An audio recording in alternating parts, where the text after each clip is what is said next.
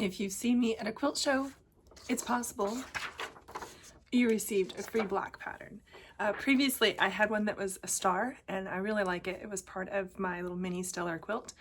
I felt like, though, maybe it was a little intimidating for some of you, so I wanted to do a simplified version. This is just a simple little heart that I'm going to walk you through the process and give you a really good foundation for foundation paper piecing. So stick with me. It's actually a lot easier than maybe you've heard, or maybe you've tried it before and it just didn't work for you, but I have some really nice tips, and I'm just a kind of no-nonsense quilter. So let's just get it done and have fun with it.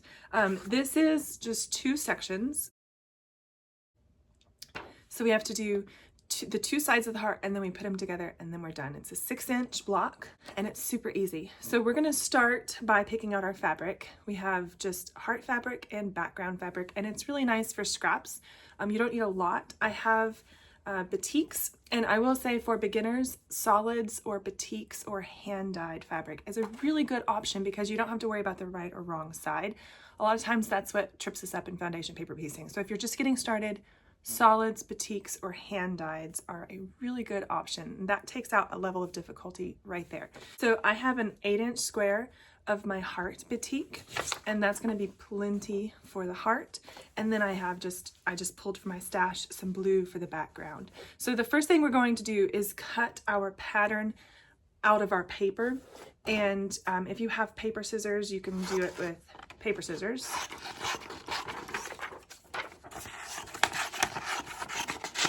And I'm cutting roughly. I am not worried about cutting right on the sewing line.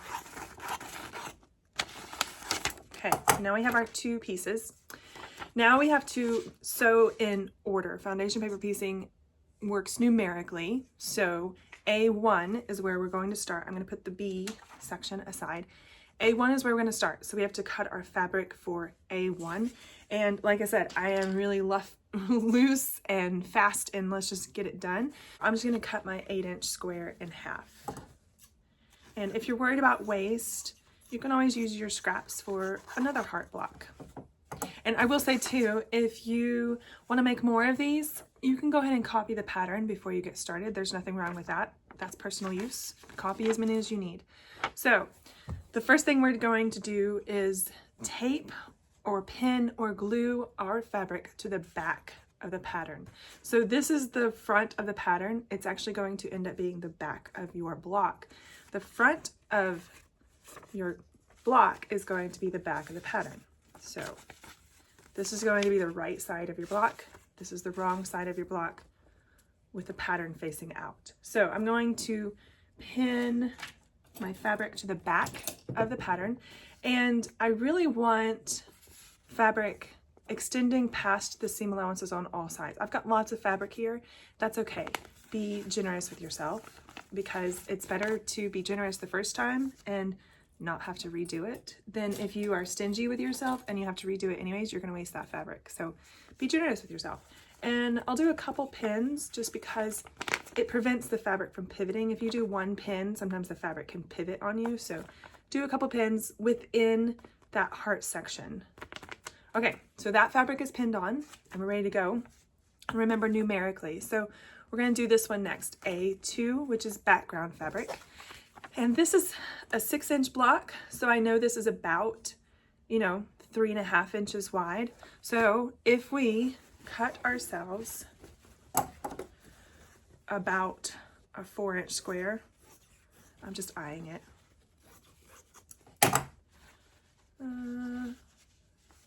Okay, if we cut ourselves a 4-inch square and cut it in half diagonally, so there's my square. It might be more like 4.5. That's okay. And cut in half diagonally.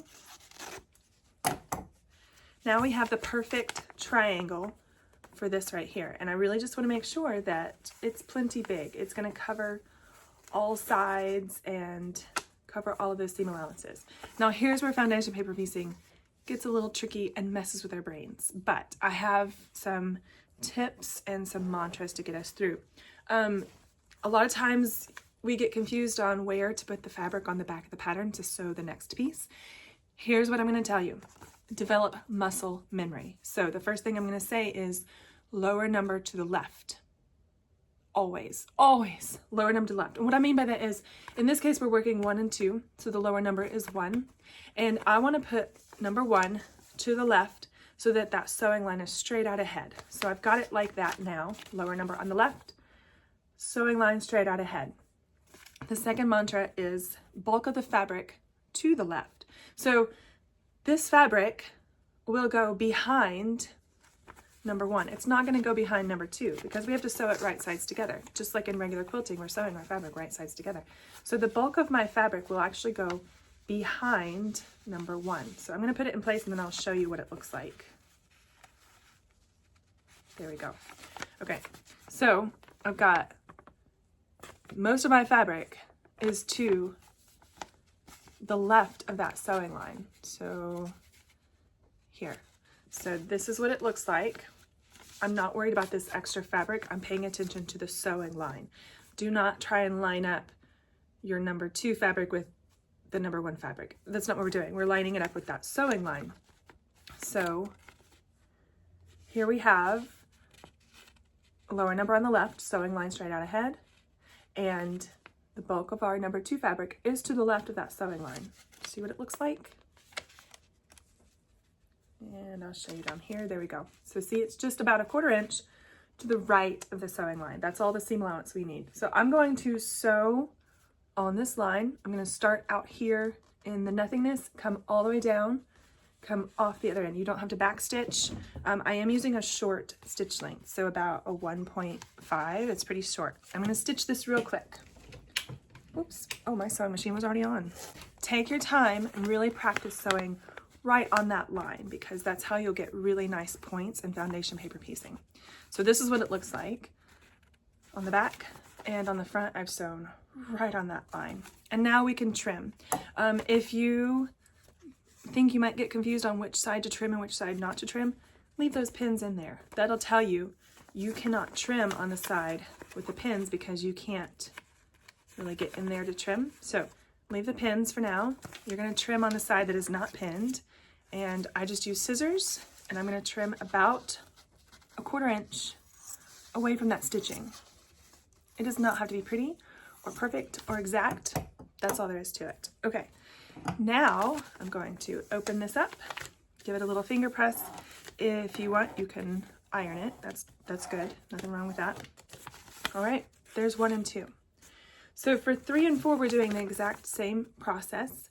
That lower number on the left with the sewing line straight out ahead of you. So in this case, I'm going to do 3, and it's going to look like this. Lower number on the left, and then that sewing line is straight out ahead of you. So my pattern is tilted according to where that sewing line is. And then I'm going to sew up here and come all the way off the end. So let's cut a little piece of fabric that'll fit this.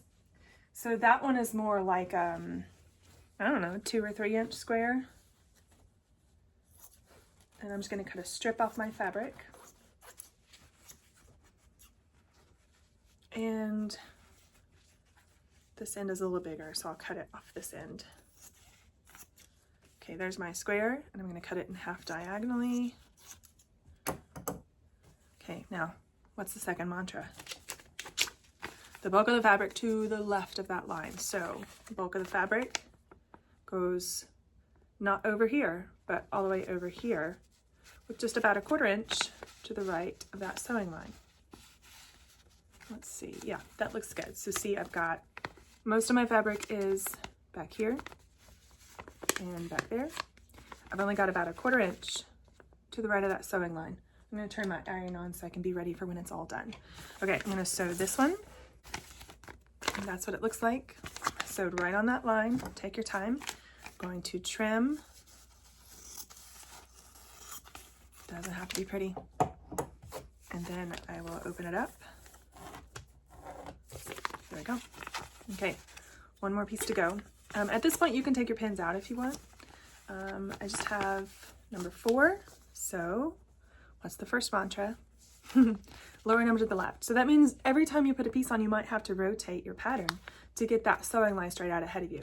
The importance of this is that as you're putting your fabric on, like I said, you'll develop that muscle memory. You will not have to think about where does the fabric go and which side does it go on, and how do I, and then can I rotate it, and just set yourself up for success before you even take it to the sewing machine. Lower number on the left, so in this case it's 1, and number 4, and the second mantra is bulk of the fabric to the left with about 1/4 inch to the right of that sewing line. Okay. Oops. Okay, so this time when you're ready to trim, you will need to unzip that pattern piece because you have some stitches that cross each other.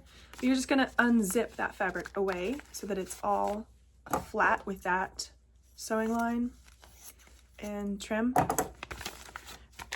That's half our heart done. It's as simple as that. I'm going to do the other half and then I'll show you how to put them together.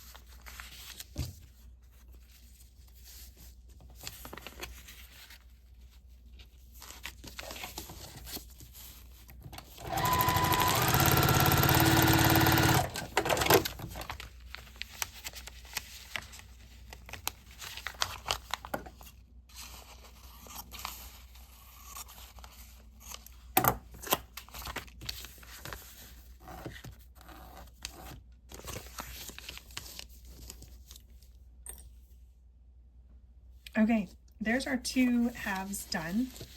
And if you really want, you can trim on this outside dotted line. I am super lazy and I do not trim. What I'm going to do is a pin and point method for joining our 2 halves. And I will just show you quickly how to do it. If you trim, all you have to do is put them right sides together so the fabric is touching, and sew on the line and just line up the top and bottom edge. When I do pin and point, I'm going to put a pin in this point and then adjust it so it comes out at the corresponding point up here.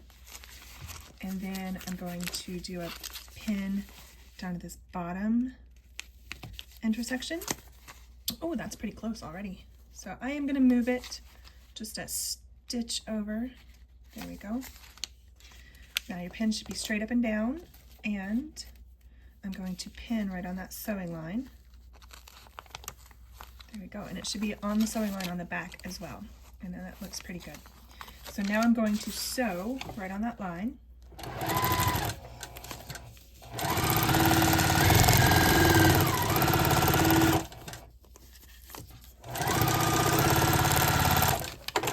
Okay, that looks pretty good. Now I will take this paper out of the seam allowance only.